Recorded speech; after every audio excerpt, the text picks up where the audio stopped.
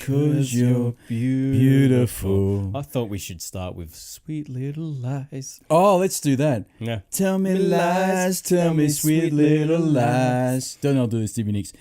Tell me lies, tell me lies. Oh, no, you can't disguise Todd Howard. That for that 76 is shit. Tell me lies, tell me sweet little lies. Peter Molyneux. The dog was fake. Tell me lies. This is episode 6, I believe. I've lost count. No, it is 6. I can't believe we've got to 6. I can't believe, I can't believe we're organised enough to actually do things like this. My fucking sweet lord, 6 episodes of Invert the Wide podcast, the only podcast on the internet that starts with Stevie Nicks. That starts with Stevie Nicks and is sponsored by our mum. And it's the only podcast, Jason Relaxation, that's powered by the love of fairy bread. And after this, I'm going to hit some fairy bread. I'm done. I can't do any more. We need to bring back fairy bread. We need to. I am Retro Dan, joined as always by my brother in arms, Jason Relaxation. There is no pottery, Pete. He declined. Today. It's raining today. outside, and he couldn't be. It's a little bit rainy outside. He needed to look after his pots, and he's doing some pottery, I believe. He's doing some glazing. Yeah. But since the last podcast, Jason Relaxation, things are out of control on my Instagram. Things have escalated. I'm talking out of fucking control. Because I'm getting I'm not joking. I got about... Mind you, we're not talking a huge span of time here. Half an hour. And I'm being 100% serious when I tell you there's at least 6 ladies. Yep. That are... attractive. That are sending me pictures of inappropriateness. And they're saying to me, "How are you?" They want to be friends. And I was special friends. They do. But then I was saying to you, then I showed you that other one. Remember I showed you that one? Yep, the maid lady. She's we'll call her the maid lady. And the story with her is, I don't know if I want to say the name. I think... you don't need to say the name. Let's just keep it anonymous. Okay, so the maid lady. Well, the maid lady is a 100% legit Twitch streamer. And she's making... the rumor is she's making about 60 or 70,000 US dollars a month. That's a significant sum of money. That's the rumor, because she's got a massive... What the fuck have I done wrong with my life? Well, you don't have... Well, you do have boobs. So I do have boobs, but they're not the right ones. Yeah, that people. I'm not allowed to show them on Twitch without being kicked off. If we painted our hairy chests, we'd get banned. But that's another fucking story. She doesn't do that. But she's a very prominent Twitch streamer, and she does this ASMR stuff. Have you heard this one? I don't know what you're talking about. She does this. She goes, rate, comment, and subscribe. It's weird. It's creepy shit. When I do it, it's creepy. When you do it, it's creepy as fuck. When she does it, listeners, that was inappropriate. When she does it, I take my pants off. That's the difference, right? Yep. But here's the story. This is 100%. I got on her Instagram because I don't know, I was on a bit of an Instagram fucking binge, and I was starting to get these pictures of her as a maid, and she's fluffing things, and she's got like a fluffer thing sticking out of her bum. I'm not making this up. And I showed you at the break what she... Is it no joke or what? It's legit. Right? It's, yeah. She's full on, this chick. She's unbelievable. There she goes again. That's her message. That's her again. Right she's out of control. This podcast has made you famous, mate. Don't get me wrong. I've never contacted her. I don't subscribe. I just watch a Twitch channel. And she doesn't do any games. But the last thing I saw of her do, she was playing Twister. In a bikini. Now, I've just showed you what she looks like. Can you imagine what it would be if she was playing Twister? I imagine it would be worth the viewership. Okay, so here's the story with her, right?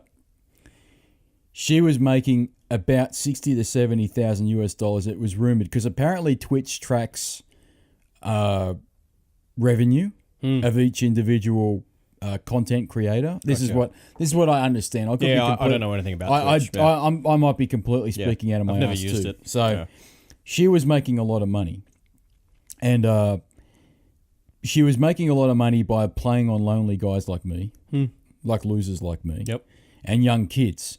Because what Twitch has become is like my Fisher Price first porn channel. I'm I'm being fucking serious because My first porno. my first porno. Not Electric Right. Blue. Not well. Electric Blue was in the 80s, and I had to wait to the 90s with dial up. You know what watching porn was like in the 90s when you're on the dial It's up. like an animated GIF. It would go like this. It'd go That's in blocks, and you'd be like,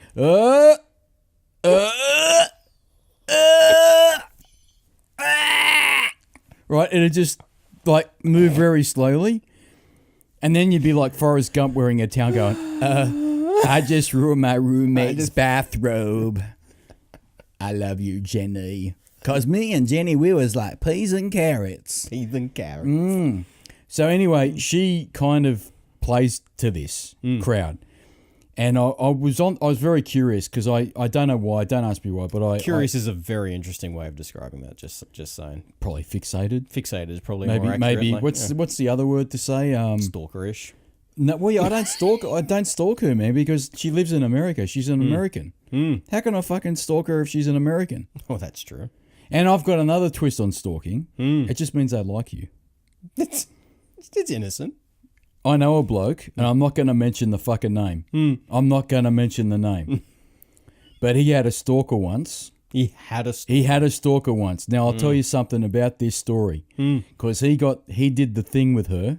He did the dance. As you do. The horizontal folk dance. And then, of course, she developed a little bit of a stalking crush on him. Oh. And Usually it's the other way around. That's an interesting twist. Now, okay, let me get into it, because this is my slant on the situation, because he rings me and he says, what do I do? I go, what do you mean? He goes, well, I opened up the front curtains and she was in the bushes looking at me. And you know what my response to that was? Invite her in. No. I was trying to be supportive. That's just being fucking silly. You know what I said to him? What? At least she fucking likes you. Because my thinking of it is that if you've got a stalker, right, they like you. I'm not being. They fucking like. Right, they like you enough. They like. They like you. They want to hang out in the bushes. They want to look into your windows. They want to maybe chop up a fucking chicken or a bunny or something like this. Maybe that's gone a bit too far, like that chicken Fatal Attraction? That's a little bit too far. I won't have that. But what I'm saying is they like you enough that they're willing to go through that, that effort. Yeah. They are. And all sorts of And adverse that was the conditions. support I had for this particular I'm not mentioning the name. Because I that's don't. what he rang me. He was fucking shattered, this guy. And I'm like, well, she likes you, mate. Maybe embrace it. Yeah. Embrace that love. I'd take a stalker at this stage of my life. I would. I fucking would. And if they're dressed like the maid, like I showed you at lunch, Oh, for sure. maybe then it'd be a bit different. But this one that I showed you, this Twitch streamer, she's no joke. She's earning like $60,000 to $70,000 US a month. That's a The significant. word on the street is she's a multi-millionaire, and what she does this thing called ASMR. Right? You could probably Google what that stands for. I forget. Audio, sound. Meditation something. response or something. I can't remember. I'm kind of scared that some weird shit's going to come We up. still got the Mossburger from last week. No, I haven't turned the computer off. So what's it stand for? It's autonomous sensory meridian response. What a load of shit. Well, yeah, and you tend to find what happens, at least on Twitch, they're very young, attractive ladies that do it. And this lady is very attractive, but she's also a little bit. There's a whole look at this. It's the shit. Oh, mate, it's the fucking shit. You want to get some private time in. You want to get on it. Yeah, let's not do You'll that. get into trouble, but I'll get in so much But trouble. but I'm telling you now, you'll have a bit of fun. But this one I'm telling you about, she was making so much money, and I got on there one day because I was interested to find out what this was all about. How she's earning her But honest I'll money. tell you how it all started. I was watching one of my YouTube channels that I subscribe to, and this guy was going on about it. And it was quite funny what he was saying. And he was going on about this particular one. And I thought, what's his beef with her? She looks pretty nice, And so I got on there and I started checking her out. And I'm like, fucking hell, she's the shit. She's legit, mate. I couldn't believe it. And so I was like, well, okay. And then I was very innocent. Jason Relaxation. I thought, I'll get on her Instagram. Because she said, I'm on Instagram. Well, I'm not paying any money for it. Fuck it, why not? Yeah, free. Next thing you know, as you've just seen, she's sending pictures to all these people, and she's wearing a maid's outfit. I don't need to go She's barely wearing a maid's outfit. I don't need to go into any more detail. for the 2 listeners that are currently listening to this shit podcast. There's nothing better than having a feather duster up your ass. I'm telling you now, but those as Forrest Gump would say, those buttocks. Those buttocks. Because I got shot in a buttock. Those buttocks are not real. I don't think they're real. I think they've been manipulated. They've been manipulated, and so's the front bit of her as well. But I don't have a problem with that. I'm not in it for the personality. I'm just in it for the fucking candy. I'm just telling you now. So anyway, this particular person I'm talking about, I'm not going to mention names. She was earning a bucket load of money. She's a multi-millionaire. I'm not making it up. And her job, she gets on the Twitch every day and she does this ASMR stuff, and she does dancing. You know, Dance Revolution 2019? Yeah. Okay, she abuses the Dance 19 Revolution. She jiggles.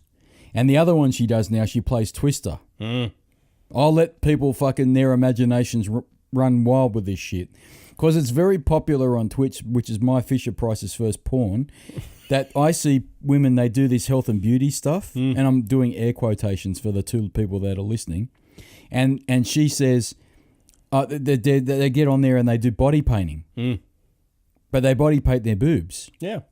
I can't believe it. Yeah, if you and I tried to do that with our hairy man I wouldn't do it, man. I wouldn't do it because I respect the human beings that would watch it, and they're going to be scarred for life if they see me do that. It's easy to be hilarious. Oh, it would be. I'd be willing to take the Pepsi challenge to do it. I really, really would be. See how long it takes. But here's the thing. I'll go back to this opening blurb that I'm going on about because we were talking about it randomly at lunch. Anyway, she was playing this one I'm telling you about, the multimillionaire, the maid that I just showed you the picture of. I won't mention the name. She says to her viewers, she goes, I can't find a boyfriend. I'm so lonely. She goes, I'm so lonely. Why do you sound like the character from, Team America? Kim Jong-un. Yeah. I'm so freaking busy. Hans Wicks. Well, anyway, she goes, I'm so lonely. I can't find boyfriend. Anyway, I don't think she didn't sound like that. But I'm just trying to disguise it because I don't want people to stalk her like I'm trying to. So anyway, you want it to yourself. This guy on YouTube got the shits with her because he got banned from Twitch for doing nothing. All right. And so he did a little bit of investigation and he found out, because she was saying, I can't find a boyfriend, I'm lonely, and if you donate money to me, I'll pretend to be your girlfriend. I'll send you nude pictures. If you send me, because you know the Patreon thing. There's a word I want to use to describe a person. Don't say it. But there's she's got the Patreon, which we don't have because we're not popular. Yeah, we're not popular. No one fucking likes Patreon. This is a shit fucking podcast. Yeah, I don't know why you listen to Unsubscribe, don't watch it on YouTube, fuck it. Right? Don't like us. Don't like us. I'm used to the rejection. Don't give a shit. Now, she says to her people on the Patreon, she says, now listen, if you subscribe to the upper level, and I don't know what the upper level was, I couldn't tell you, but if you subscribe to the upper level, I will send you nude pictures. Now, you've seen her in a maid's outfit. I'd quite like to see the rest of it, but I'm just not. I'm not willing to do it. But here's the thing: she was playing on these guys, right? And so this YouTuber that, content creator that I watch, he got fucking the shits with it because he got banned from Twitch for doing nothing. And you know what he found out about her? He found out that she's married. Right. So the whole time she says, "I can't find a boyfriend." She's full of shite. She got married, and then he leaked on the net that. Here's all her wedding pictures. This is the guy she's married, right? He looks a little bit like Gary the Asian, to be honest. I'd imagine that's what Gary the Asian would look like. That's a throwback to episode 3, 2 or 3. What are we on? Episode 6. Something like that. So she's married. She's married, but the whole time she's saying, "Oh, help me! I can't find a boyfriend." All this sort of stuff. And if you give me heaps of money, I'll pretend to be. Because she'd get guys' pictures and she'd go, "Oh, you're cute. You're cute." She's playing the act to get some coin. Yeah, but she's winning because she's making millions of bucks. And meanwhile, you and I, right, we're sitting in our mum's fucking basement, ready to go up and eat some fucking fairy bread that mum's made us for lunch. Yeah, right? You can barely get 3 views. I'm fucking done. I don't want even. I don't care, but I do it for the love. I do it for the love. We do it for the listeners. I do it for the 2 people that listen. Yep. Thank you, guys. Thank you. This is Invert the White podcast. I am Retro Dan. This is Jason Relaxation. Today, episode 6. Let's start it off like we always do. That was just a random. That was not scripted. That was a purge because what happened was I said to him at lunch, dude, the Instagram's going mental. You got fucking all sorts of weird shit going on. And the phone. I'm telling you, man, you need to revise your internet security policies. You got some bad shit going on. I know, man, but I kind of like it. I don't know. You like that. But I looked at it and I went, something's wrong because I'm getting hammered on Instagram and I've posted nothing either, by the way. So I don't know how this Instagram works. I don't even use Facebook, folks. I don't know anything about it. I'm just telling you. If you're wondering why this podcast is so successful, it's because our social media skills are fucking useless. Exactly. I don't give a fuck about it. I still live in the 80s, right? But anyway, let's start the show off as we always do. With a RAM. With a random access memory, a RAM, when we dive deep into the depths of what's left of my decaying brain and I pull forth a story from the distant past. And Jason, relaxation, I know you want to know one particular story, but I'm not going to do that. I'm going to fucking surprise you with that one. This is one you don't know about. But this is a bit of a confessional. Jesus.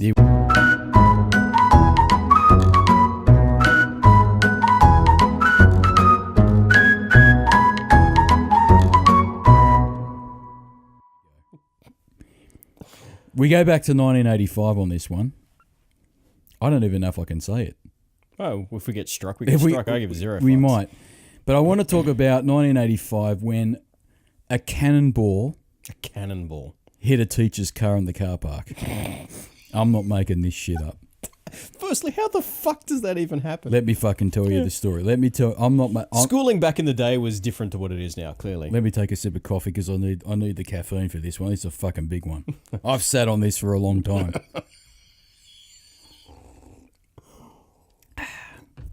Now, 1984 to probably 86, but this happened in 1984 because I remember the teacher because he left after this. He probably was that demoralised over it. Now, 1984, the big thing was in the playground was marbles, playing marbles. Yeah, right. And they banned that shit not long after. Oh, really? No, that's probably for this reason. I probably was the instigator of this shit. Well, not me, but the kids that I was hanging out with.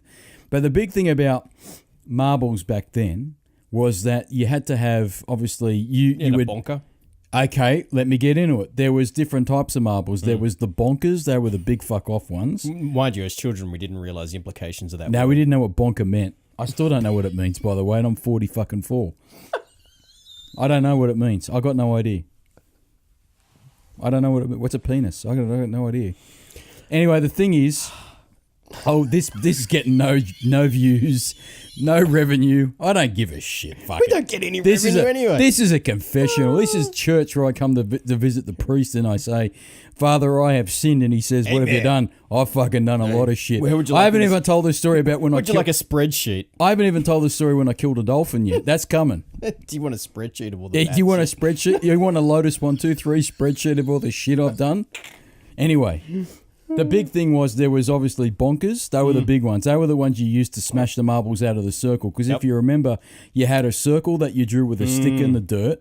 And you put what you wanted to bet. The little ones in there. Yeah. The ones that you wanted to lose or bet, basically, you put them in the middle. Yeah, so you had the bonkers, right? They were the big ones. Then the smaller ones were different. There was cagies. They were like the cagey ones. That's my phone again, but fuck it, let it go. That's probably this chick on the Instagram. Oh, I bet you it is. Oh, mate, I'm telling you, I'm in for an That's why you can't wait to get out of here. Yeah, I want my pants off as quickly as I can. That's another confession. Bonkers, yep. Bonkers. There were bonkers. There were cagies. There were steelies. Yep, steelies. Now, remember steelies? They were basically, in the end, kids were bringing in fucking ball bearings. Yeah, basically. But they were steelies, right? Steelies, yeah. There were snakies. Snakies were the kind of cloudy ones. Yep. And then there was, they were like the cat's eyes. Cat's eyes. The ones that had the little yellow, they had a slit, right? Slit in the middle, and some of them you could get as bonkers or the little ones, but the most valuable ones in the playground were the steely bonkers, right? That's the ones you wanted, but they were quite expensive and rare. And so what you used to do after school, you'd want to go and get some marbles, usually with a pack of gum, and you'd go back to the schoolyard the next day and you'd play marbles again and try and get the better gear. And it got pretty competitive because kids used to come in, like the kids used to get their mums to make the marble bags, right? These days they'd be called a man bag. They'd be called a man bag now, but I still maintain, like that movie, they're a satchel. That's another fucking story. But you'd have shitloads of marbles, and actually kids were very popular. The more marbles you had, the more popular you were. But it got bigger and bigger than Ben-Hur. I'm telling you now, it was fucking ridiculous. Kids were bringing ball bearings as part of like the bonkers they wanted to use, the steelies, and you bet all sorts of stuff. And so we had a particular part in the playground that we would put the marble ring in. Yeah, and it was like it was in the dirt, but it was like kind of like on a downward hill slope. So the shit would fly down. Exactly right. So when you rolled the marble, the marbles that went out of the circle, they were the ones that you win. Yeah. Right. Well, anyway, I'm not making this up. This is fucking true because everyone wanted to get the bigger and better bonker they could get. Everyone likes a big bonk. Everyone likes a bonker. Now, I'm not making... This is fucking true. One day, this kid came in with a fucking cannonball. I'm not making this up. I reckon he went to old Sydney town. He's fucking stolen a I think he stole a fucking cannonball. I'm not making it up. This thing was huge. It was this big. Yeah, it's a legit cannonball. Right. It was a cannonball. And he rocked up with his cannonball and he goes, all right, I'm going to win all the marbles in the ring because he didn't show what he was going to use as his bonker. So we didn't have a rule as to what size your bonker ball could be. So we thought... Nobody thought you were going to bring in a fucking cannonball. No one thought anyone would bring in a cannonball. But I think he went to old Sydney town, like I said, and he brought this fucking thing in. And so anyway... We all were so impressed with this, and this was an old thing too. It was all rusty and shit. I don't know where he got cannonball. I don't know where he got it from, but it was a cannonball. I'm telling you now. Now here's what happened: we stood on top of the hill, we put our marbles in, and he rolled the cannonball. The cannonball fucking squished all the marbles into the dirt, and then it kept rolling, and it kept rolling. And it kept rolling, and it rolled all the way into the fucking car park. So I remember the car park was down the bottom of this. Yep. And it kept rolling into the car park, and it hit this teacher's car in the door, and it fucked the door. This car was not good condition after this. And so guess what? Just like the marbles in the ring, all the kids scattered in the wind. We fucked off. And the teachers couldn't work out... What the fuck happened? What happened. Particularly the owner of this the car. Why the fuck? He couldn't work out why his car was fucked, right? Because it looked like someone had come in and kicked the door in. Yeah. But no one would believe a kid would do that. Yeah. And so anyway... The teachers couldn't believe or couldn't work out why for a few days no one was playing marbles because it was the big thing. Because teachers used to break kids up in having fights over marble competitions. I'm not making it up. And so they were getting ready. Oh, it's fucking recess. Oh, it's lunch. No, we're going to have to break up some kids playing marbles, all this. But for a couple of days, no one was playing marbles because it was like a hidden code at school. Don't play fucking marbles because they're on to us. Because we fucked this teacher's car up. I'm not joking. A cannonball was launched down the fucking hill. And it bounced all the way down there. It's a fairly steep hill. And I'm going to tell you now, it was summer and it hadn't rained. It was hard dirt. Yeah. So and it just bounced off the dirt. And then if you remember, the car park obviously was asphalt. Yep. And it bounced on that a few times and went bang, bang, bang. Into the side of this teacher's car. Oh, fucking fuck. I couldn't believe it. And we ran. We ran, us kids. We never looked back. And kids left their marbles in the dirt. It was, mate. And that's beautiful. No one knew. And the teacher never found out because we had a hidden code. You don't rat on anybody else. You know? Sounds like a jailhouse. It was jail. School was kind of like jail. You had hidden codes for shit. You know what I mean? Like, if a kid had Donkey Kong, the flip one, you don't pick on him because he's fucking earned it. You know what I mean? Like, that was legit. You know, the other thing was, the hidden code was when you played footy cards in the schoolyard, right? That was the other thing in the winter. You'd play footy cards. If the kid came in with a VFL card, you picked on him. Fuck him. Right? And of course, me being me, I came in with VFL footy cards, didn't I? Yeah. And everyone else had fucking New South Wales Rugby League cards. I still remember the smell of those cards. They came with bubble gum. They came with bubble gum sticks. Yeah. But marbles was a big thing even before the cannonball incident. And I remember there was a guy, he had a shop where we used to live, Yep. and it was called Pop Shop. I remember the pop shop. Yeah, Yep. his name was Pop. Yep. And he was a big That's where bloke. we used to buy lollies. Yep. Now, he gotten onto the idea that kids couldn't get or convince their mums to drive all the way into town to go to like Kmart or whatever it was to buy the marbles. So he stocked up. He stocked up on marbles, but he charged triple the price. Prick. He did. Because he knew he had us. He had us by the balls because he knew that we wouldn't get in the car or convince our mums to drive all the way into town to get the proper marbles from like Kmart, which would be half the price. So he was he fucking robbed us blind, a prick. But you go in after school, and you go to Pop Shop. You could probably do it just before the bus left because the bus would leave at 3:30. You'd get out by 3. You had half an hour, and you'd hoof it to Pop Shop, and you'd get your marbles and a stick of gum, and then you'd go back in you'd be on roughly on time to get the bus and get home. And you, worst case and scenario, then you'd have those. Remember they used to come in like a orange bag. Yeah. It used to be like a bag that they used for oranges. Yeah. And anyway, so what would happen is you'd go through the marbles that you got, and you'd hear the kids go, "Ah, shit, I got a shit one. I got a shit one." Ah, and then fuck, you do, they're all shit. and then you do the swapping. Oh, I've got because marbles had different currency. Right, cages were worth more than cat's eyes. Cat's eyes were the most. Steelies were the most expensive. Yeah, but they're fucking never in those packets. No, and you certainly never found a cannonball. Right, You never found a cannonball. never found a cannonball. This kid had a cannonball. He wanted to upsize the saw, but it backfired on him big on time. him because it went through a teacher's car door. I'm not joking. It fucked his car door. That's back in 1984, folks. Can you just imagine that teacher walking out of class that day and going, what the actual fuck? I'm telling you now. Did he even spot the cannonball there, or did you guys pick it up? No, we picked it up and ran because we knew if the cannonball... Because he knew if the cannonball was there, he knew what was going to happen. That was the logic. Yeah. There was always a smart kid, and the smart kid would say, hey, if we leave the cannonball lying around, they'll be onto us. So we better take the cannonball. But if he just walks out and sees the door dinged up, maybe someone's had a beef and kicked his door in. That was the logic we had. We were smart for our age, you know what I mean? Just imagine the fucking teacher meeting after that. Oh, mate. Well, I think someone's probably complained to somebody else. Like, oh, did you kick my door in because I took your staplers or I used your photo fucking copying machine? I used your glue. Whatever it is. But I'm telling you, this door was fucked.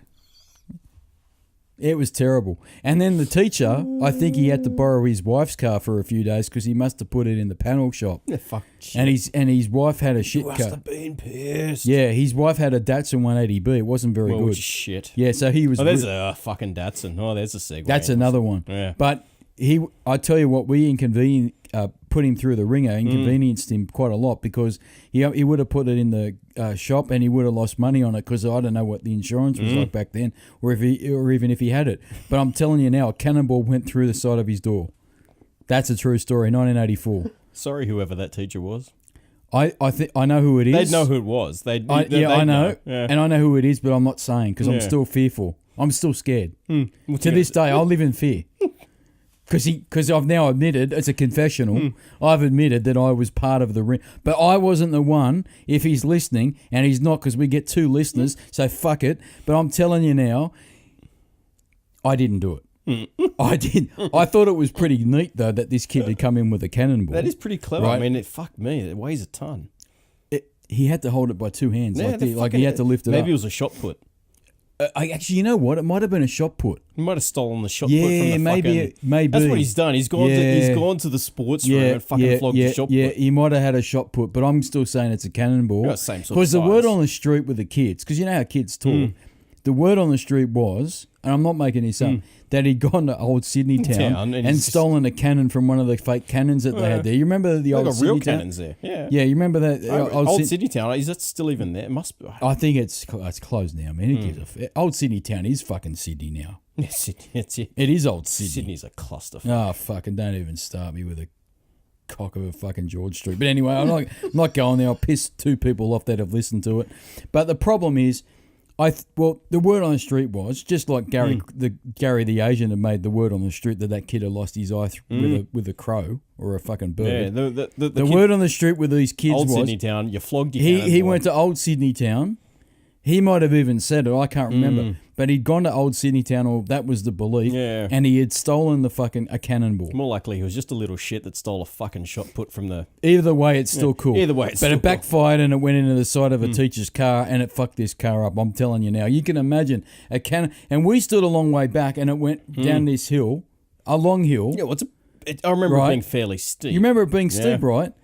And the momentum of a cannonball. Yeah, well, unimpeded. You're not stopping it, mate. Unimpeded. Yeah. Nothing to stop it. In the summertime, where it was dry as a bone and it was hitting rocks and shit, it gathered some serious momentum and it did some serious damage, I'm telling you. Because the thing was, we went after, because we watched him at the end of school try and open the door. And it didn't open. The door didn't go open. On the other side and fucking climb over. He had to go through the other side and climb. Poor fuck. Yeah, he had to go through the other side. I would have paid money to see that shit. Because he's trying to open the door and he's just seen that the door fucked. He couldn't open the fucking door.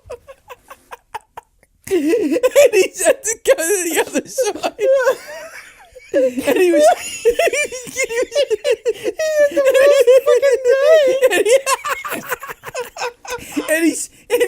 he was quite a tall bloke too, because it was hard to get over the. He's trying to get over the fucking. Yeah. Oh shit. Yeah, I was like, because we saw it, because it was after school and we saw it because we wanted to know if he noticed his door was fucked. And we were scared. We thought he was onto us. We thought he was onto us, but he wasn't onto us. He just saw the fucking go. What's even more disturbing, the most disturbing part of that story, this happened during recess or lunchtime. How the fuck did the on-duty teacher not notice that a cannonball hit a car? I don't know. That's impossible. That shows you the standard of care inside of... It was the 80s. No one gave a fuck. That's probably out the back having a fag or something. It was the 80s. No one gave a fuck. I'm telling you. There's no supervision. We didn't have any supervision, man. I'm telling you. I'll tell you the supervision we used to have. I'm seeing stars. I'm laughing This is a horrible story. This is a supervision. Yeah. I'll never forget this day. This kid, we were playing soccer, right? This is not funny, actually. I'm going to bring it. They're just bringing it right back. I'm bringing it back. But this is the level of supervision we had. This kid, we were playing soccer, and there was rocks in the play. You remember those rocks in the playground? Well, this kid tripped and fell, and he landed on his knee on this rock, and it took a big chunk out of his knee. Ow. And us kids laughed at him. No, we shit ourselves because his knee was like hanging. Jesus. He didn't have a knee anymore. It disintegrated on this rock. So we had to go and run and we had to find a teacher, dude. We could not find a teacher. We couldn't find a teacher. And so when the teacher came out and saw this kid with like no knee and blood everywhere, the teacher almost passed out. I'm not fucking making this up. The teacher, right, God bless her, she saw it and went, and she went pale, and she says, I'll go get Mr. Such and Such. I'm not going to mention the name. Fucking ambulance. No, she panicked. Dude, she panicked. This was bad. This was fucking bad, right? That's the level of supervision we had. It was the fucking 80s. I can remember kids. Mate, I remember all the way through high school. Because remember how large, in terms of the space our high school was, you'd have a whole football field which wasn't connected to the school itself. We'd be wandering back and forth across the street, up the fucking street. Literally nobody knew where the fuck anyone was. And then you'd have sports events, right? You'd have the cross country. And there would be no supervision. Like you could literally wander off, drive home. I can remember so many times there were kids would twist an ankle or do something. Yeah. And I'm not, mate, this was a serious injury. This kid really was fucked. And we had to get an ambulance in, and he came back to school like 6 weeks later. Jesus. And as kids do, they show the scars. And this kid's, it was like from one side to the other side. Oh, he did. He had plastic surgery, you know.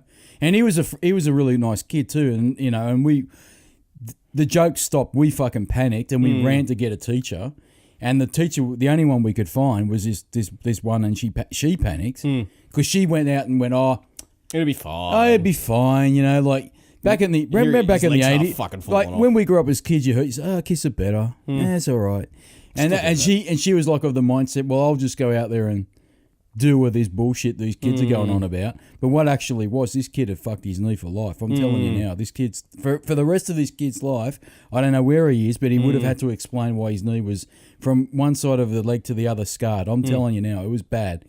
And he was off school for like 6 weeks. And when he came back, all of us kids helped him try and get up the stairs and all that stuff. Because again, 80s, no one gave a fuck. There weren't any fucking wheelchair access. Mate, we didn't have any sort of accessibility. No one gave cared. a fuck. No one gave. All you cared about at school was the train station up here still doesn't have a fucking elevator. No, of course they don't. But back in those days in primary school, all you cared about was where your next scratch and sniff sticker was coming from, because you got that high. You know what I mean? And if you weren't getting the scratch and sniff sticker, you were trying to look for something else to sniff. I'll give you the red hot. That's why they banned Clag glue. Remember Clag? like Ralph Wiggum. Did you eat your glue? No. So anything was possible, and I'm telling you now, a cannonball went into the side of a teacher's car. That's a true story. That's a true. I think that's one of the best rams I've ever. That I've delved deep into my brain to pull that out. That's fucking huge. That's beautiful. I'm not making 1984. I can just imagine that poor guy's fucking. He's had the worst day teaching you pricks. He comes outside, looks at his car, goes. and then has to climb over the fucking center console just to drive his car home. But and then realizes here's the last bit of it. Here's the last bit of the story. We used to have a principal. I'm not going to mention the name, but we all called him Jockstrap.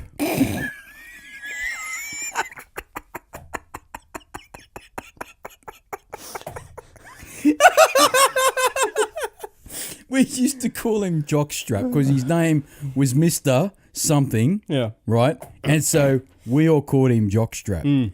But I tell you now, he was a fucking scary motherfucker. All of our principals. No, he was, I tell you now, and he was a scary, scary dude. No one fucked with him. And he would give the cane out like you wouldn't believe. Like, he'd give the cane out like candy cane. Now, this is what happened. So after the next day when the cannonball went through the teacher's car, there was an inquest. And we all went, listen, we're in this together, guys. We can't, because Mr. Jockstrap's going to come and fuck us up. Right, and he doesn't do the little dainty cane job. Yeah. He's going to put the cane through your hand. Yeah. Like, we had images of like, because one kid said, because this is 1984, one kid said, this is going to be like when Luke Skywalker lost his hand with Darth Vader. I'll never join you. Like, we were fucking shitting ourselves. So none of us said shit. None of us. Even if we didn't like the kid that rolled the fucking... cannonball down the hill. We because you know what? You're an accessory after the fact. Yeah. That was how we thought of it. So we went, no, we're not saying shit. We're just going to let it ride. And you know what? Jockstrap never fucking found out. But I just told you so. So go fuck yourself. It's 2019. Jockstrap. Come and get me now. Even funnier though, can you just imagine? So if Jockstrap did give you the caning, can you just imagine what Dad's reaction would have been? I would have got worse at home. But he would have gone up to that school and given Jockstrap a nice punishing. Yeah, but that would have been the beauty of it. He would have given Jockstrap a bit of an earful, and then I would have got one at home anyway. So with literally the bamboo cane that you used. Oh, that was the dish. The washing. Okay, so at home, what used to happen was right. This is the best bit. You'd always give Mum shit, but you never give Dad shit. No, never. Right? To this day, Mum, you give shit, but Mum would be like, "That's it." Two things that happened when she lost it. I'm calling your father, or. That's it. And she'd go into the laundry and she'd pull out a fucking cane. And the cane was the shit she used to stir the detergent with for the washing machine. That's right. Before they had liquid detergent. Yeah, it wasn't liquid detergent. It was powder. Powdered detergent. Yeah. You have to, basically dilute it into the water so first. So she'd do that. She'd spit piece of bamboo, probably 2 feet, 3 feet long. Yeah. She'd stir that up in a bucket, and so she'd go, that's it. And then she'd come. And I'll tell you what, Mum's not very big, but she'd come out. And she'd look larger than life. She'd look like fucking Darth Vader with that thing in her hand. I'm not messing around. And she'd have the cane, and she'd go bang on the back of the legs, and you're like, fuck. And you know what she'd say? Because she knew she hadn't done a good job. She'd go, that's half of what you're getting. Your father's going to finish the job when he gets home. You knew it. And he'd be crying, and Dad would be like, you want to fucking cry? I'll give you something to cry about. Yeah, because you'd be walking in a shopping centre, and the kid would cry, and the old man would go, I'll give that kid something to cry about. Fucking fuck. So I never said anything about the cannonball. Some of the things that I just remember the lawnmower was going flying. No, that's another story. It's a Rams. Don't do it. Not now. That's another story because I can remember that in detail. Not now. So I want to move on now. I've done the Ram. Done the Ram. We've all recovered, children. Oh, jeez. Let's talk about some. I may have weed a little in my pants, mate. I haven't laughed that hard in a while. Well, you can get nappies to fix that. Yeah. I wear those these days. Yeah. You never know when you need to go. That's another Ram story too. You should start writing them down. That's another Ram. I know. This is what you should do. And please, listeners, all three of you, if you think Daniel needs to write a book on his Rams, please write in. Please comment. Now I'll tell you. Subscribe. Oh, listen, I forgot to mention. I did get, because remember we put the survey out. Do we want to keep the potty mouth? Everyone loved it. They said keep the potty mouth. They said hashtag keep the potty mouth. Hashtag keep the potty. It's a movement. So they said don't worry about it. So I'm all right, cool. Fuck it. Must have been a singular tweet. Yep. But no, the book that I need to write's not that. Not the random stories. It's about my dating prowess. But I really need Pedro's wife for that because I used to tell her all the stuff that used to happen to me on dates going out with the ladies, and she goes, she'd make notes. Oh, she's probably still got them somewhere. She has because I've forgotten all of it. I can't remember shit, but she's written them down somewhere, and she says if you ever want to write a book, then I've got the fucking page for you. I've got the book. I've got it ready to go. That's the book I got to write. But did we get the jingle for the Ram story? Did we allow? Oh, mate, I can cut that. I'll just cut that shit in. Don't you worry about that. Well, I want the audio. About that, I want the audio monkeys to fucking make sure they put that in. Put the Ram in. That was a worthy Ram for a jingle. It was a worthy Ram for a jingle. Excellent. So what the fuck are we talking about today? We haven't done much today. Like we've literally talked about shit. Well, today's I want to focus a bit more today, and I want to talk about the 7th gen consoles. This is going to bore everyone to fucking tears. Yeah. But there's a couple of good stories though, so hang tight. But in particular, the Xbox 360. Because I briefly mentioned it last week about how I wanted to talk about it at some stage. Yeah, the Xbox 360, right off the bat, love that controller. Far more durable. Took a lot more hits to the wall than the new one does. Yeah. Look, I want to get into it. Yeah. All right, because there's a lot to talk about, and I want to try and keep this. How long have we been going for? No, I'm just messaging. I'm being serious. I want to make sure we're under an hour. I'll give you the exact time. Because I'm aware that our listeners are saying "fuck you guys" for an hour and a half. No. We're just over 30 minutes. All right, let's keep this under an hour if we can. I bet we can't do it. But the Xbox 360 is, from my perspective, one of my favourite systems. Because I'm going to rock your world here. Up until the point of the Xbox 360 coming out, I probably wasn't playing any games at all. I was functioning as a normal human being. Fuck me. I know you can't believe it. Fuck me. I know you can't believe it, but I'm telling you the truth. And the reason why is that I was still clinging to the PS2. And that was my main machine. And I'd moved into the place with the flooded fucking water feature of a bathroom at the moment. And the dumbass cat that licks it and up. the dumbass cat that bloody licked the fucking dye that they put in the shower. Oh, Jesus Still Christ. healthier than the vet. He's still going to outlive me and the vet. I'm telling you now. So... Fat vet. don't. She's probably listening. Don't give a fuck. I probably not. There's only 2 people that listen to this.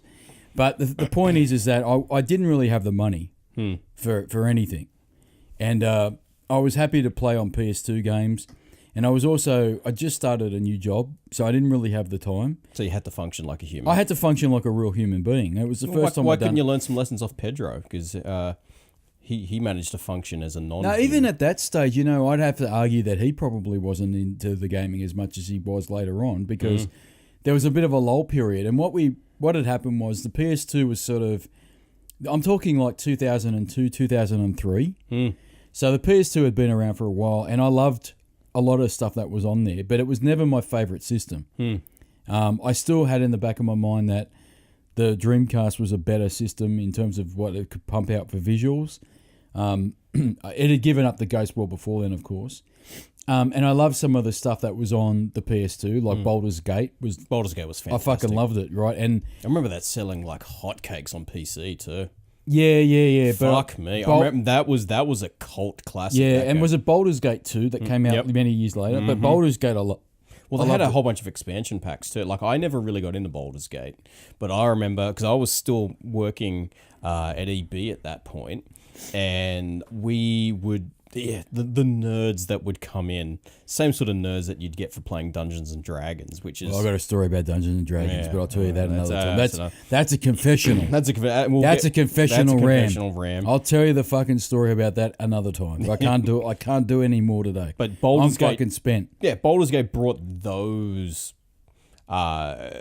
D&D fanboys and fangirls into the gaming world. They were really into that game. Yeah, it was an impressive game, and there were a lot of other games on the PS2 as well. So I liked it, but around that sort of time, I'm talking 2002, 2003, 4 even.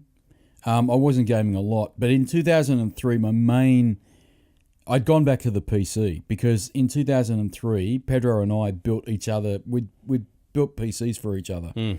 Or he built one for me and he built one for himself, because he's smart like that. And we built a PC purely to play Doom 3. As you do. Purely for one fucking game. So we built one deliberately for Doom, and we built one for Doom 3. Many years later I built another one for Doom 3. And we went all in. Like we built like I think it was a 9800 XT Radeon card, which at the time was like one fucking of the high level. It was a beast, and it was I can't remember if it was a Pentium 4. I can't remember the CPU, and it had like a LCD monitor, which was a first. Like, it was only a flat 15 screen, inch flat screen, not a CRT. So it was a shit back in the day. And I was playing a lot of games on that. I was even revisiting some PC games like Warlords 2. Oh, what a game! Yeah, I know. Leave me alone. Do you feel the wolf snapping at thy heels? All thy gold must surely be a burden. I want to talk about Warlords another time, but Warlords 2 I was playing a lot. And so I was happy playing the PC. And in 2004, Half-Life 2 came out. And I again, that's another topic for another day. Yeah. I love Half-Life 2. I'd argue it's probably my favourite game of all time. And so I was happy with the PC, but I wasn't really into it. And in the back of my mind, it was always like, I just want a system that can play DVDs, that's got 5.1 surround sound, that's got HD graphics, because HD TVs were starting to come out at that point. And I want it like compact, and I want it to be powerful and not cost a lot of money. And lo and behold, in 2006 anyway, at least for here, the Xbox 360 came out. And back in those days, a friend of mine, or ours, he had a business selling games online and selling systems online. And back then, that was pretty revolutionary. Like, thanks for listening, by the way. Yeah, he probably won't be. He's like one of the three. Yeah, maybe. But he was like a kind of a front, like doing the frontier stuff, because even the big retailers, like here at least, JB Hi-Fi, it's like everyday practice now. But back then, it probably wasn't at all. And I remember him getting me to test some of his online store frontage and all that sort of stuff, and trying to test buying a game, putting in the shopping cart. That was massive shit in 2006 and 2005. And so he was selling systems as well. And anyway, the 360 had come out. It had been out for maybe a month, maybe 2 months. And I met up with him at a barbecue or something, and I knew he was like a fucking drug dealer for games, basically. And he said to me, "Have you seen the new Xbox?" And I said to him, no, and I wasn't really interested. He says, "Well, I've got one. Do you want to have a look at it?" And I went, "Okay, I suppose." And I went over to his place. He showed it off to me, and he showed me one of the launch titles, which was Need for Speed. What was it called? Need for Speed something. One of the Need for Speed games, and it looked amazing, right? And I just thought, okay, that's cool. And then there were a couple of other games that came out at launch, and they were all HD, right? And he had a HD TV, because back then HD TVs were not prevalent at all. No. I'm talking like 1080p TVs, right? Let alone 4K, didn't exist. No, it didn't even exist. So I was like, shit, this looks fucking amazing. And for the time, the Xbox 360 was way more powerful than any PC that was out there. even the GPU. People won't believe that, but at that time, it was a fucking that beast console machine. had more grunt than a PC GPU did. I'm telling you now, it did. It's like Xbox One X. No, but even That's an a beast, Xbox isn't it? One For X, today's standard, it's still a beast. yeah, but it is. But it's not more powerful than a graphics. Well, you can Microsoft buy. have got a habit of bringing out incredibly powerful. Yeah, but hardware. what I'm saying is that you can buy. You can buy a PC that outdoes it. Yeah, but back then you couldn't. I'm telling you now. That back then, there weren't graphics cards in terms of GPU power that could meet an Xbox 360's GPU. There wasn't, right? It wouldn't take very long for that to be over to catch up. Catch up, but at launch it was a beast. I'm being serious, and it wasn't that expensive. So I was like, I've got a HD TV. I was a bit of a pioneer myself. I've got a HD TV. I want it. And so for me, the Xbox 360 was the perfect storm of everything I ever wanted. It had surround sound, because I had a little surround sound system back then. It had HD visuals, or at least could upscale to HD. It was a DVD player, which in 2005 and 6, DVDs were very, very relevant. And I loved the controller. And then on top of that too, I'd never seen an interface like Xbox Live. You know what I mean? Like Xbox Live was amazing. It's phenomenal. It set the standard for years. But there was nothing like that at all. Yeah. Like it was nothing came. It changed the way we played games. Yeah, fundamentally changed it. Nothing came close at all, right? And so I was like, "Fuck, this is unreal." And then there were little things that really got me in, like the whole Gamer Point achievement system. No, that fucked us up and in time. yeah, and we'll get to a story. Let's face it, the Gamer Point system, and obviously the way PlayStation have done their trophies, has changed the way that you game. You know, it forces certain types of people like us to be completionists, right, and to be competitive against one another in the completion of games. I don't go out of my way to get. There have been games where I've done it. They have, but they're games that I absolutely love, and I believe I can achieve the total Gamer Point or trophy system, and I'll get to trophies in a minute. But I was like, Oblivion. This is Oblivion. But I'm like, this is that's the other game that came out very early on, at least for me, was Oblivion. So very early on, I got Oblivion, and that blew my fucking mind. Think it's the best Elder Scrolls. And this is what I love about the 360. What it did, I was at the point of like, do I want to upgrade my PC, or do I want to get an Xbox? or do I want to spend less to get more? And that's what it was. That was the equation. And now it's the opposite. Now it's like, well, if I buy a console, I know it's not as good as a PC, but the Xbox One X is a good step in the right direction, right? But back then, the 360 was, fuck, I'm going to spend a lot less to upgrade to a 360 than I would on a PC, right? And the 360 is everything I want. It's small. It's quiet. It's a DVD player. I can plug it into my TV. I can plug it into my TV. I don't have to have it as a separate fucking and thing. Yeah. it had the interface that was miles ahead of anything else. It had the UX is still fantastic. It's probably I'll get to the history of it in terms of how I think things fell apart. But it definitely started off as being very game centric, and it was everything I ever wanted in a console, in any console I'd ever seen. You know, that interface, Xbox Live, the achievement system, and then it was getting a little bit competitive. It was like I remember the guy that sold it to me. He came over to see the setup, and he goes, "Oh, you've only got 300 Gamer Points." This is very early on in the day, and I'm like, "Yeah, what do you mean?" He goes, "Oh, you got to do something about that, man. You got to get better than that." And then it started to become a bit of an obsession, because then I was becoming a Gamer Point whore, and I didn't know what the fuck I was doing. I was just playing games to get achievements. Yeah. Shit games to get achievements. You know what I mean? And I'll never forget, because the history of the 360 kept releasing great games, a lot of them multi-platform, but the experience was fantastic. And the Gamer Point scene really kicked off amongst us, because we were getting competitive and we're trying to outdo each other. So you'd look up your gamer score and you'd be like, how the fuck's got more How than the fuck did he get more than me? Fuck. Doesn't he have a job? Yeah, that's right. Like, fuck. You can tell that he does nothing with his life. He's got fucking 20,000 more Gamer Points than I've got, and I've had it longer than he has. We're speaking about a certain individual that you're still trying to beat. But exactly. I'm chasing him down, though.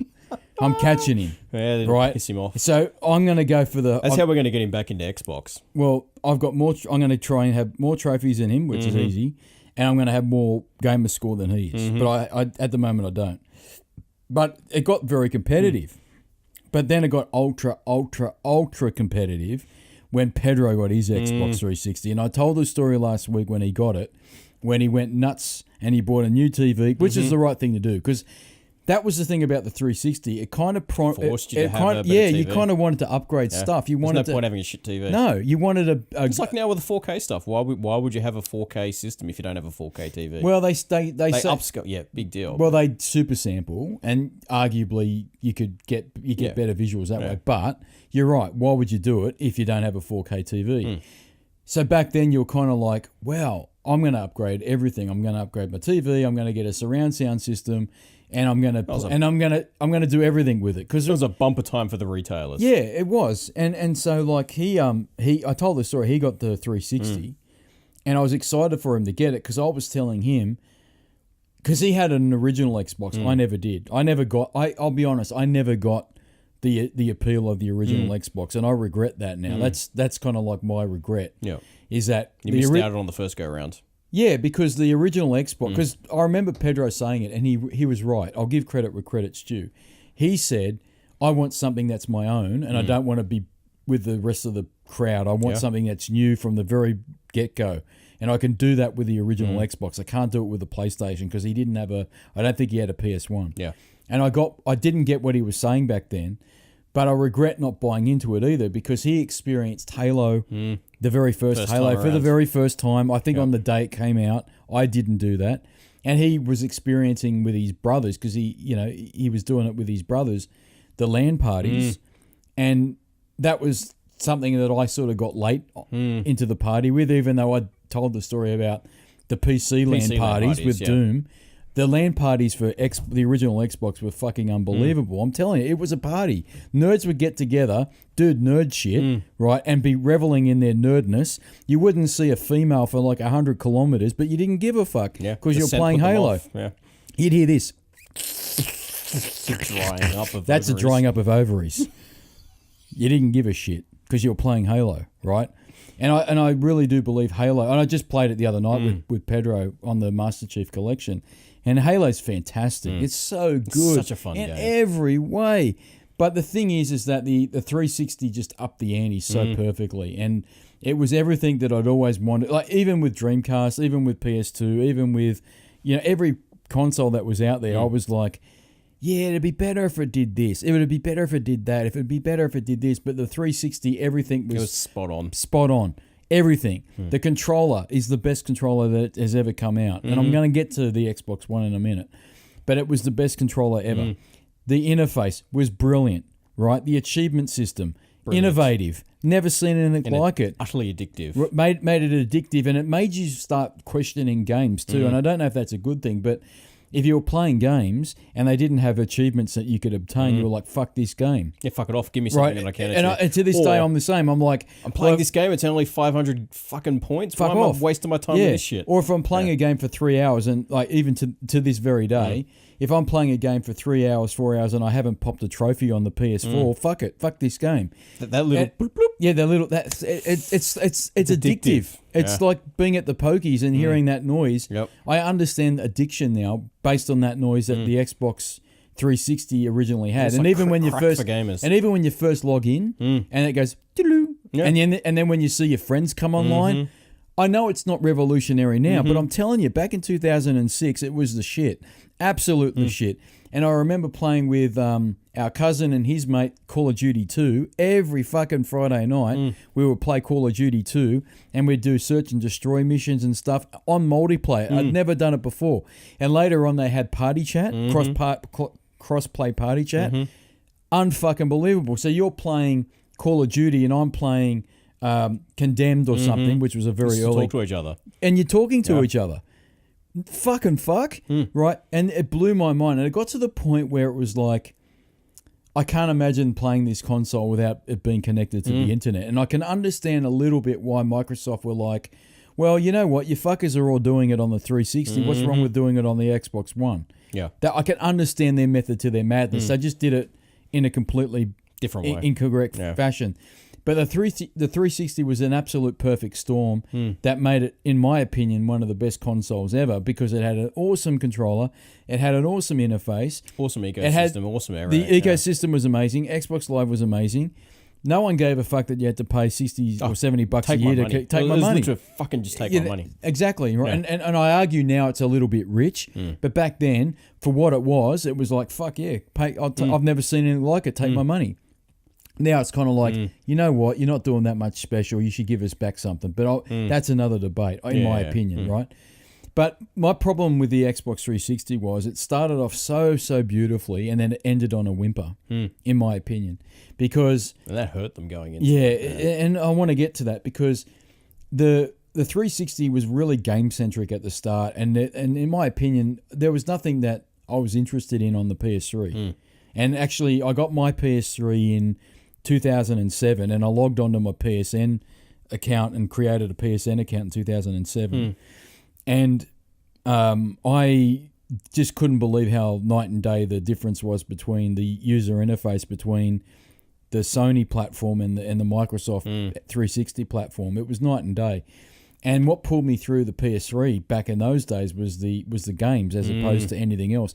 But it didn't have cross-party chat. It didn't have a good user interface. That XMB bar, fucking hell, Sony, let it go. You know what I mean? Like Dad with a beta cord. Let it fucking go, mate. It's you might have got it in 1984, but it's fucking shit in 1993. Let it go. But Sony wouldn't let it go.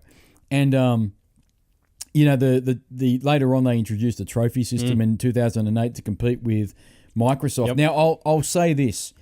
I think now I prefer trophies over gamer points because trophies, at least to me, it's a hot topic. I think they're more visible than gamer points are because if you can see how many gold trophies you've got as opposed to, you know, someone else, you go, oh man, they've got more rarer trophies than I do. But the gamer score is just like a generic score overall. It's the old way of looking at points. It's like an arcade thing, and I get it. But I think Sony definitely copied it. But I think they might have one up Microsoft on that. That's just my opinion.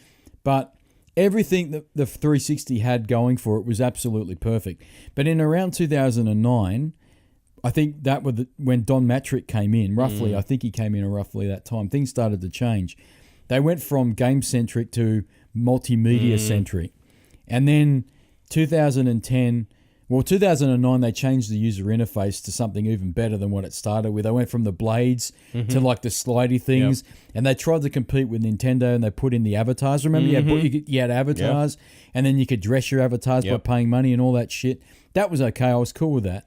But then around 2009, they started talking about this thing called Project Natal. Might have even been 2010.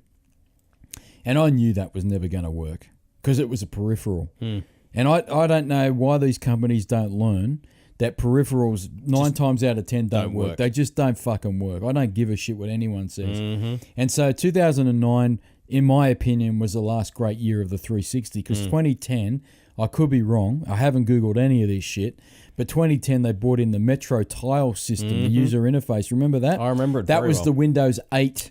Well, it's also from the Windows Phone, Windows 8. Yeah, when they were... Was it the Mango phone? I think it was the Mango Phone, yeah. So they were trying to make the They're supposed to make all the user interfaces Metro. the same. It was called Metro, wasn't it? theme. Yeah.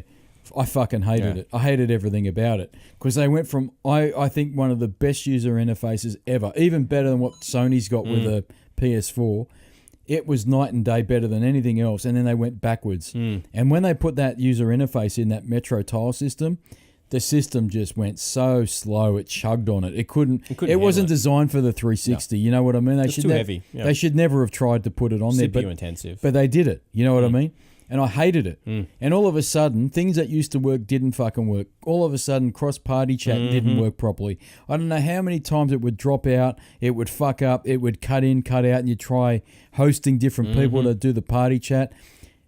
You get onto a game, it'd always update. You'd try and send an invite to someone to play a game, wouldn't fucking work. Then they made like I said, with the Metro tile system, it got convoluted and you didn't know where shit was. Shit was buried in a pile of other shit. And it got progressively worse from 2010 to 2013 when ultimately they launched the Xbox One, which was a bigger clusterfuck, and I'll get in that in a sec. But they went from the game-centric stuff to the multimedia stuff, and they were really pushing Kinect. And I hated Kinect. I knew it would be a fuck-up, but I'm an idiot, and I can't help myself. I bought one. I bought one. And I think they came out, 2010, 2011, 2010? About that, yep. And so they came with, I think I got Kinect Sports or something. It didn't work, man. Like, the technology is very clever. You know how they said it's a controller-free device and all that sort of stuff. Tell me lies. Tell me sweet little lies. Todd. Tell me lies. That's a Stevie Nicks bit. But I knew it wasn't going to... I actually was joking with friends saying there'll be magazines. Well, there won't be magazines, but there'll be magazine articles in 2019. This is back in 2011, 2010. Hypermag's still around. Where they're going to say peripherals that died in the 2010s. And the Kinect's going to be one of them, and I was fucking right. Yep. Right? And so they went down this path of everything has to be on the Kinect. And if it's not a Kinect game, then games need to support the Kinect in some way. So even fucking Halo, like Halo 4 was supporting the Kinect, like had some form of Kinect. What the fuck did it do? Oh, you could, some bullshit, and it threw grenades. Oh, fuck off. I don't know, but all I know is Halo 4. I don't know about you, but I mean, the biggest flaw that I found with it didn't work well if you were seated. Yeah, I wanted you to get off your I want to be a ass. fat, lazy fuck and sit down on my comfy chair and play video games. That's the I problem. don't want to be interactive. But see, this is the problem, right? They were bandwagoning on the Wii, right? And so was Sony. We had a Wii, we had the Wii Fit, we had all that. Yeah, but it's It was shit. fucking useless. But look, everyone was looking at the sales numbers of the Wii, and I think it sold 120 million or something. Yeah, something ridiculous. Yeah. Something. And everyone was like, "This thing's unbelievable. It's a juggernaut." But what they didn't realize is people bought it. And they played it once, maybe twice, but not 3 times a lady. And it fucking sat collecting dust, right? You like that, didn't you? I like that one. That was good. Yeah. Well done. And it sat collecting dust, and no one was playing it. I need to find mine. I can give it to you. I've got it. Oh, I gave it to you. I've got the Wii, yeah. But I've never used it because I think the Wii's shit. I think the GameCube was a lot better than the Wii, and I think the fucking Wii U was better than the Wii, and the Wii U was shit, right? Can't knock the new one though. The Switch is awesome. Switch is amazing. But the thing about those what are they, movement controls or whatever they call them? I like the PlayStation ones that look like the dildos. Yeah, the dildo ones. They were fucking stupid. You know what that was? That was Sony sort of dipping their toe half in, half out. They didn't know really what to do. They knew that they probably didn't have the resources or the technology or whatever it was to build a Kinect, and they probably did the next best thing. And I've got Move controllers, and I've played some games like Heavy Rain supports movement or the Move controller, and I'm telling you now, it's a fucking awesome game. I fucking love Heavy Rain. But the thing about that game with Move controllers is it's shit. And I think people just went, you know what, it's a gimmick. Yep. Just give us a traditional controller and we're happy. Yep. And that's why I don't think, that's why the Kinect didn't survive. And I'd be amazed if Microsoft goes anywhere near it. I'd be amazed if Microsoft goes near VR as well, because they're looking at Sony sales numbers and going, yeah, no. Even though Sony say it's a success, they've sold like 4 million. It ain't that great. Yeah, we're probably like... You've sold... Look, I'm not a smart bloke, but you've sold 93 million PS4s and you've sold 3 million, 4 million VR headsets. Ain't going well. I don't think it is. Yeah. I know they say different, and I know people say it's, saying... It's doing well. I don't think it's doing that great. Yeah, I mean, in terms of the, it's a great bit of tech. It's a great little. It's awesome. It's a great affordable bit of VR tech. It's fucking awesome. But PC seems to be where it's at for that. But even then, is it really? Like, how many people are really got to, like, out of all the people on Steam, out of all the people on all the other... For gaming, not so much. For education use and for industry, it seems to have more momentum. But for gamers, not so much. I don't think it's going to... I'd be really curious. I'd play Ace Combat 7. Yeah, you've heard about that. Yeah, so I was going to tell you about that. That's got VR support in it. Yeah. I think that's up your alley, that game. Yeah, flight sims in general. Yeah, but that's a really great use of the VR. That's where it should be. And so was Drive Club, because Drive Club was also a game that supported VR. Well, so was Battlefront.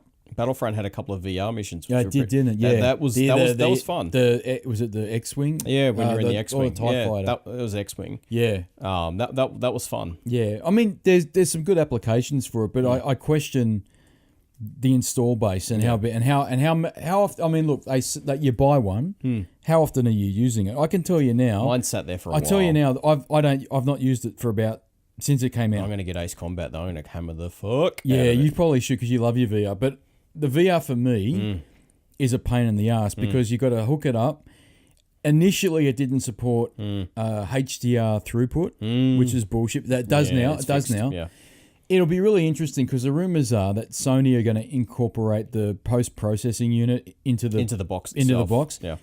I think that might be a smart move. Yeah, because it's fucking Initially, stupid. I thought that was a stupid move, but now I'm actually retracting that. Yeah, thinking, no, keep it in there. Yeah, I think integrated in there, and then easy. So I actually think it's a better sell. What if you say the PS5 out of the box supports VR? Yep. We're not making you buy VR, but if you do buy VR, it just plugs and plays. And I think people might go, you know what? I'm more willing to go through the bullshit. I think it'd be smart if they said not just PSVR, or if Xbox wanted to do it. If they wanted to do it with their next system, why not make it integrate with the PC-friendly VR headsets, and that way they don't need to build their own tech. I'm amazed that Microsoft haven't got into bed with Vive or what's the other one, Oculus. Yep, and just say it works with it. Yeah, from now on, it works as part. You can plug and play. Yeah, I can't believe they haven't done that. Like, why wouldn't they say Xbox One now supports Vive and Oculus, and then there's your VR problem solved. They actually don't need to develop. That's what I mean. That's what I mean. I can't believe they haven't done it. Maybe the box doesn't have the. Oh, the new one would. Well, the X would. Yeah, I would have thought the X would have heaps. Because the X is awesome. I fucking love the X. I'll get to that in a minute. But the X, the X has got the grunt. But for some reason, Microsoft, they must be looking at the sales numbers Sony's pumping out and saying, what is a return on investment? It's not worth it. And I actually am surprised. I think Sony are damned if they do, damned if they don't. If they don't incorporate or make it easier to get... They need to differentiate themselves from... Well, they do, but I think with the PS5, if they don't incorporate the post-processing unit in the PS5 and make it easier for people to pick it up and play with it, then they're kind of like made... Because it is a pain in the ass. It is a pain in the ass. Yeah. And they're basically saying to people, we don't support it, right? Or we haven't improved it. I wouldn't be surprised if they try the whole... We've got less wires coming out of it. We've made it easier for you. The resolution's better. Frame rates are better because the resolution on it's pretty poor compared to the PC ones. That's why it's so much cheaper. Yeah, but it does the job right. And it's fucking fantastic. I tell you what, if you get Ace Combat 7, I'd be very, very keen to hear what you say about one, the game, and two, what the VR's like in it. But I hear the VR's the shit. Yeah, I need to give it a go. Yeah, but the Xbox 360, going back to that, it kind of lost me. It didn't speak to me towards the end. I loved the shit out of it, and that was my main machine. But around 2011 and 2012, the E3 conferences just did not speak to me at all. I remember 2012, I think it was 2012, when they got that young kid to do the connectables. Was it Connectimals? Connectimals or what? The animal one? Connectimals.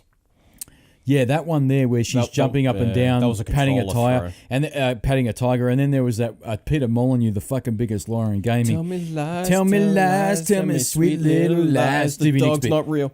Tell me lies, tell me lies. Where he puts the bit of paper, or that chick puts the bit of paper down the Kinect, and it goes through the TV screen. And Milo was the name of the kid. The prototype kid for the Kinect was Milo. That shit never came true, and the Kinect never worked as it was intended. And on the Xbox One, guess what? It didn't fucking work on that either. Yeah, so by 2012, they lost me completely. When that Connectable bit happened on E3 2012, I think you were at my place, and I'm like, you're literally throwing controllers. I was fucking done. And so what had happened was, luckily for me, and this is where I'll get to the next bit, I love the fact that I'd waited so long. I had the PS3 and I'd play the odd game on it, but by the time I really turned on to it was 2012, and by then the backlog of exclusive games that Sony had pumped out was ridiculous, and I'd had so many games I hadn't played that were exclusive to that platform. I had a ridiculous amount of games to play, and I fucking love the PS3, and now I look back at it. And even though I've got really fond memories of the 360, I'm going to be very controversial here, Jason Relaxation. I'm going to say I love the PS3 even more. That's a fucking big call. I'm going to tell you why. There's something about the PS3 that is almost magical. Because Ken Kutaragi, who designed the original one is, but the Slim is not. The Slim's actually the shit. Yeah, but that's not original. Yeah. No. But Ken Kutaragi, who designed the PS2 and 1 and the 3, must have sat down and done a bowl of Coke to design the PS3 because that thing just doesn't make sense because it's got the cell processor, which IBM developed, was difficult to program for. He thought that they could use the cell processor to do all the graphics processing, but Sony at the last minute went, "Oh fuck, Ken, I think you've gone a little bit too far here." So they put in a really weak ass GPU into it. Didn't have unified system memory at the time. Developers didn't like that. All sorts of shit. But the one thing it had going for it was it had the Blu-ray player. Yep. And when it was released, Blu-ray was not yet the format winner. Because if you remember... You had HD DVDs. You had HD DVDs. And if you can remember, at right up until about 2009... You could still buy them at places like JB Hi-Fi, the red cases. Yep. Remember that? Yep, remember it too well. But in 2008, the Blu-ray versus HD DVD war was still was pretty much over, and Blu-ray won. And I think that saved Sony's ass with the PS3, that and a couple of other things. Yeah. But they really benefited from that because now all of a sudden it's a Blu-ray player. So yet again, I need to get it. Exactly right. Now it's a Blu-ray player. It's a cheap Blu-ray player now, and it plays fucking games. The 360 was a DVD player. And you could tell the difference with the developers because I'll never forget. Well, they got lazy with the coding. Let me tell you. Well, okay, so it's now a PSN Plus game for February. We were talking about this the other day. Metal Gear Solid Guns of the Patriots. Is that the one? Sons of the Patriots. That's a PSN Plus game for February, free. Yep. And that came on a Blu-ray and never came to the Xbox 360 because they couldn't fit it on the DVDs, right? So it came on the Blu-ray. And I remember thinking that's a pretty big deal, right? All of a sudden, because it used to be the other way around. The 360, because it was easier to develop for, got games like Mass Effect, got games like Bioshock first. Yep. In fact, Mass Effect I don't believe ever came to the PS3. And Metro 2033 originally never came to the PS3. The 360 was benefiting from being the easier platform to develop for. You're right, to develop for. And so all of a sudden... The Xbox 360 had all these exclusives, but when the Blu-ray format won the war, all of a sudden developers were going the other way now. So now space to build stuff with. So that Metal Gear Solid game, which I'm going to check out because it's free this month, was only on the PS3 because it had Blu-ray. And the other one was, I'll never forget, Mass Effect 2, which is one of my favourite games ever. Fabulous game. On the 360, I remember it being one of the first 360 games I personally came across. Might not have been the first one, but it was my first experience. It came on more than one DVD, right? Whereas on the PS3, it was the one... I got to get my lazy fat ass up. Yeah, oh, fuck that. I'm a lazy fat shit. I don't want to have to change the disc. And it came at the worst time, too. You know when it happened? When you're trying to get it on with Miranda. Oh, if you went that route. Here's the best bit. Yeah. I was chasing this chick, as you know, being shepherd, I was trying to romance Miranda. As you do. Right, because she's hot. Yeah. And... she says, "Oh, I think we're crazy, but if you want to, I'll do it." And then I thought I had her. I fucking had her. She was ready to get it on, and then it came up on the screen. Insert disc. Fuck. That ruined the moment. Whereas if it had been on the PS3, right, and I guess what, I put your cock back in your pants. Yeah, mate. Well, that's it. I put that back in my pants, as I quite often do.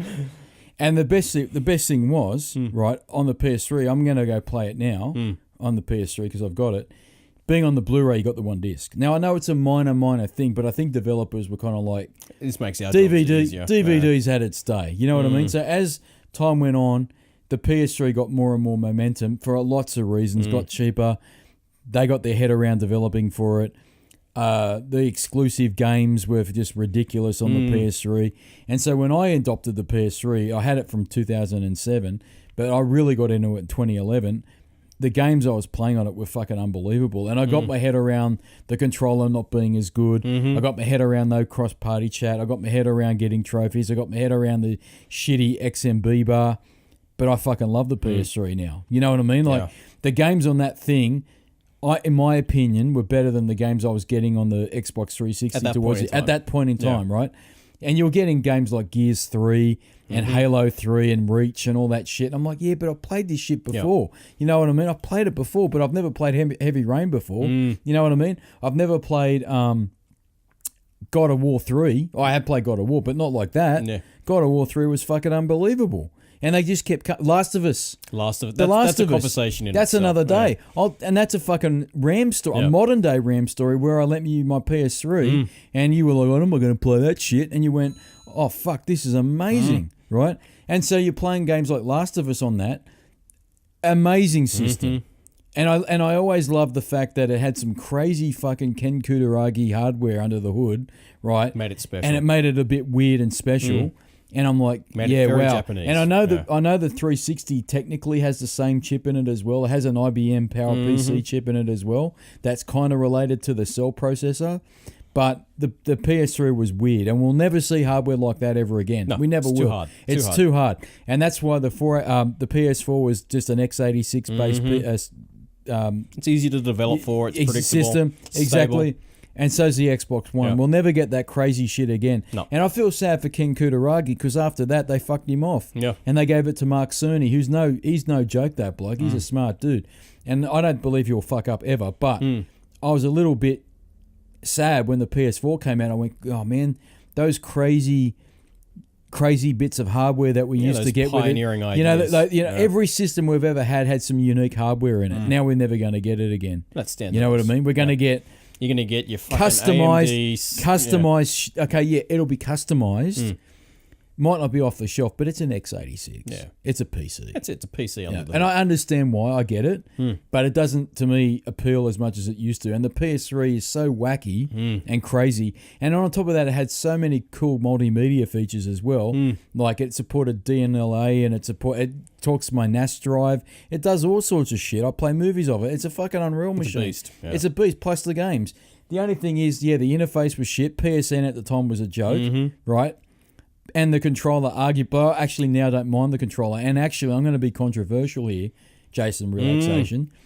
I prefer the DualShock 3 controller over the Xbox One controller. Yeah, I do too.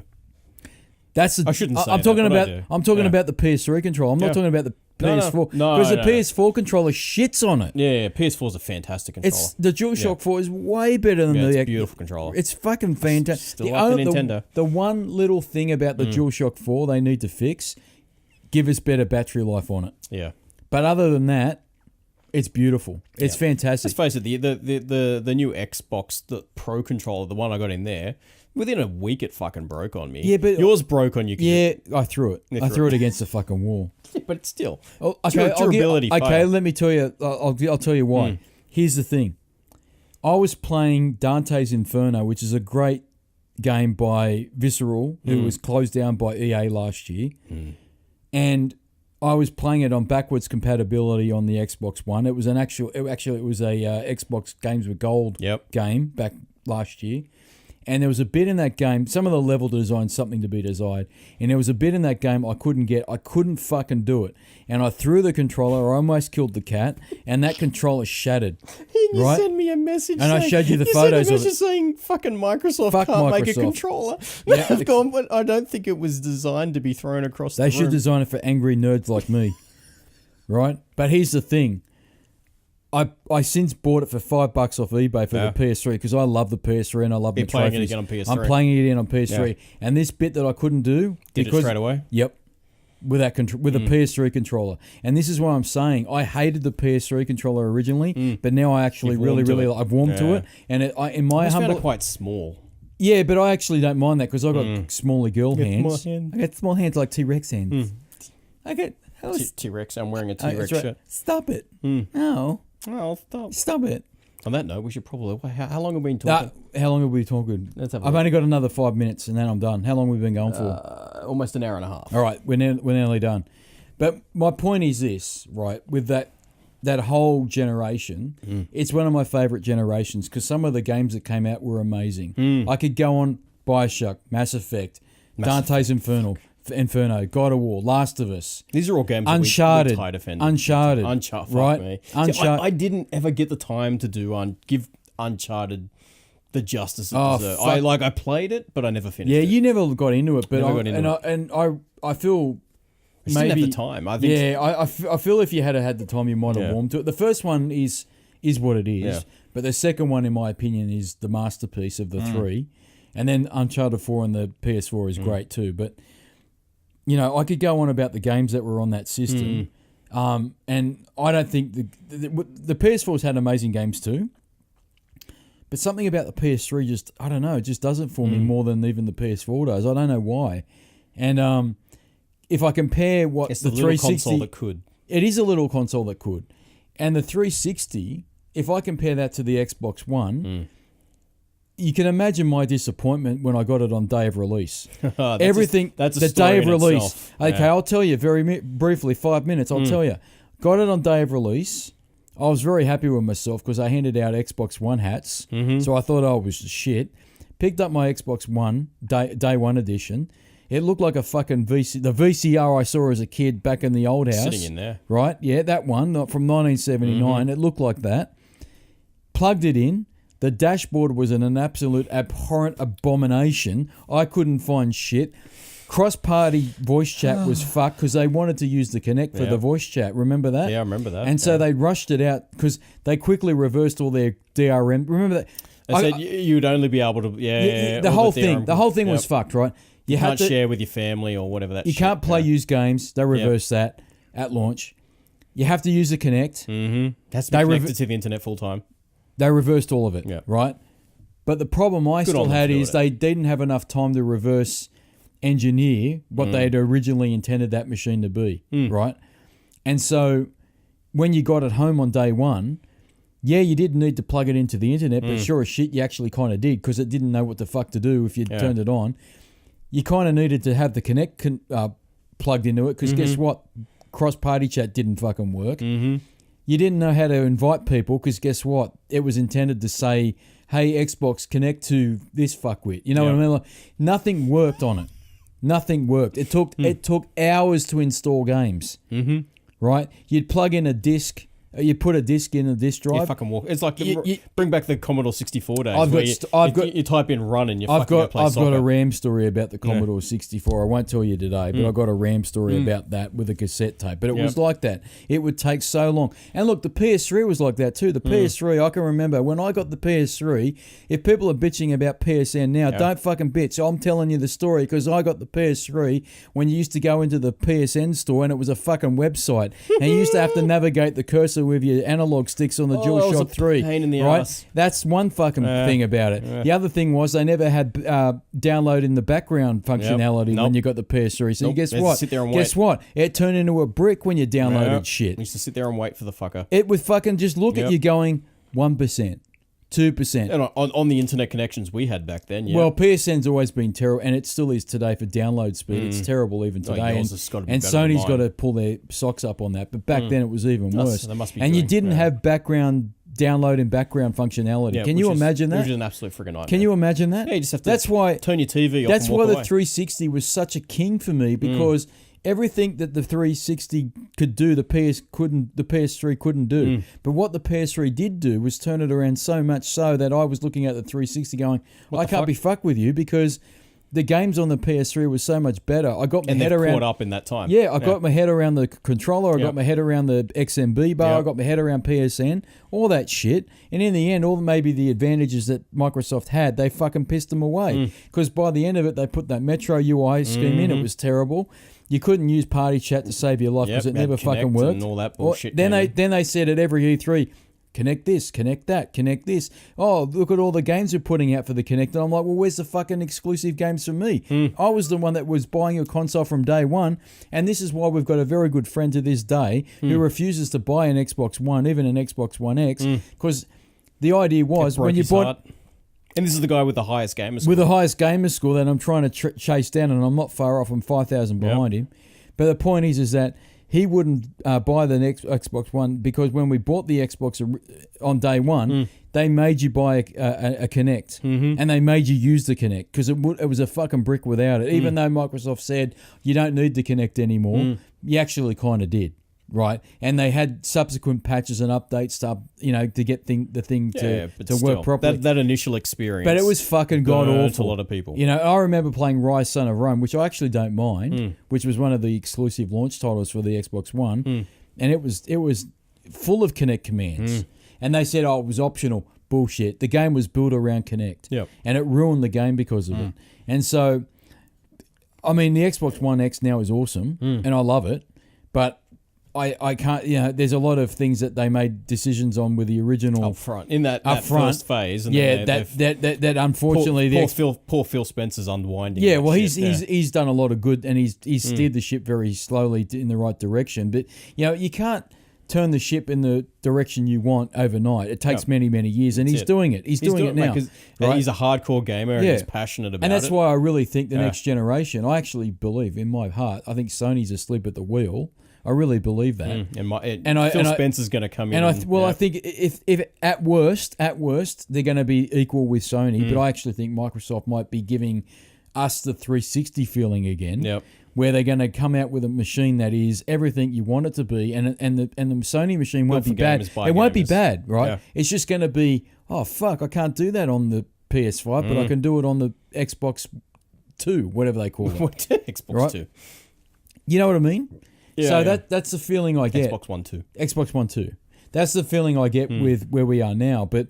Everything was wrong with the Xbox One at the launch, and the controller is an abomination. I don't give a fuck what anyone says. They had the best controller with the 360, and they fucked it. The triggers are shit. The bumper bars, you can't reach them. Yep. It's too wide. I've got little hands, so my hands ache. You get sore ache. Yep. You sort of get like a funny carpal tunnel thing. I wish I could use this fucking thing with it. The Switch Pro controller is also comfortable. It's the best one. It's light. It's comfortable. It's the best well one. built. Yep. Even the analog sticks, logically placed. Even the analog sticks on the Xbox One, they're shit. Yeah. They got funny rubber, and it fucking comes off. Yep. But they got funny rubber things that kind of dig into your skin, and they're too small. Yeah, mine it chips away. Yeah. So I'd love to know who the person was, because apparently they spent $1 million on R&D and ergonomics. That being said, that adaptive controller's hot shit. Yeah. Look, this is what I'm saying. As I sit here right now, I really believe that the next generation of consoles from Microsoft are going to give us that 360 feeling. Yeah. They're going to change that controller. I don't think they're going to keep it. If they do, I'll be disappointed. And that'll be what breaks the ice, that breaks the straw for me, is if they keep that controller for the Xbox 2, I'm going to say, fuck it. I don't care what Sony does with the PS5, because if they keep the DualShock 4, which is the rumors, maybe with a screen in, all that shit, that's all I need. Win it. Yeah.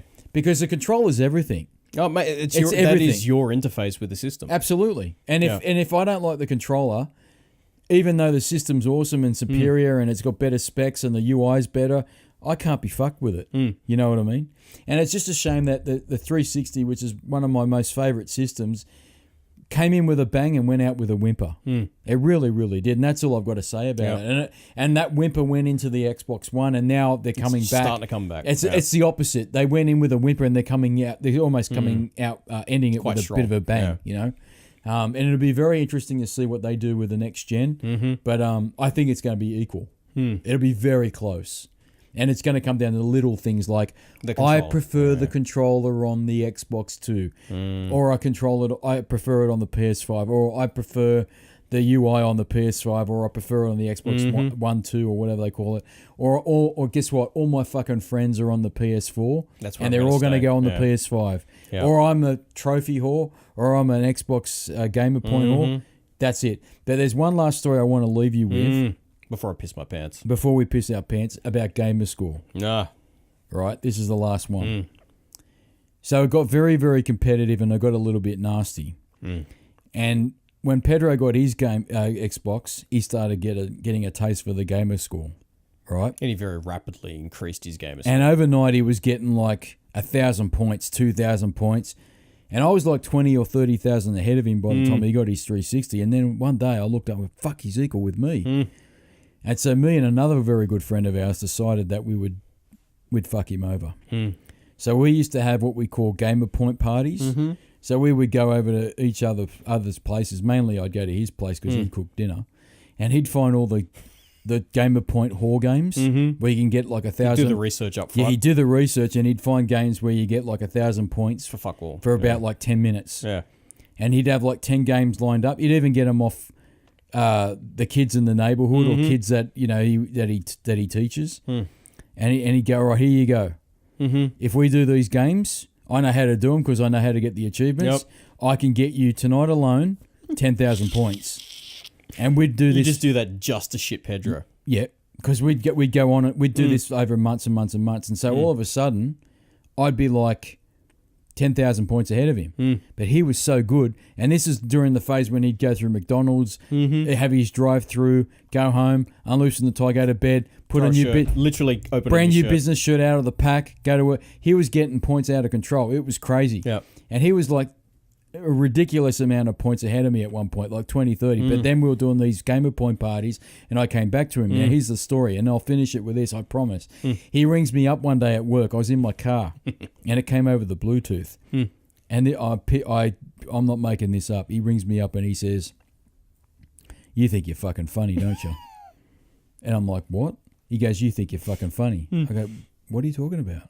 You did it deliberately. Did what? You know what you did. No, I don't. I don't know what you did. I don't know what I did. He goes, "You fucking do.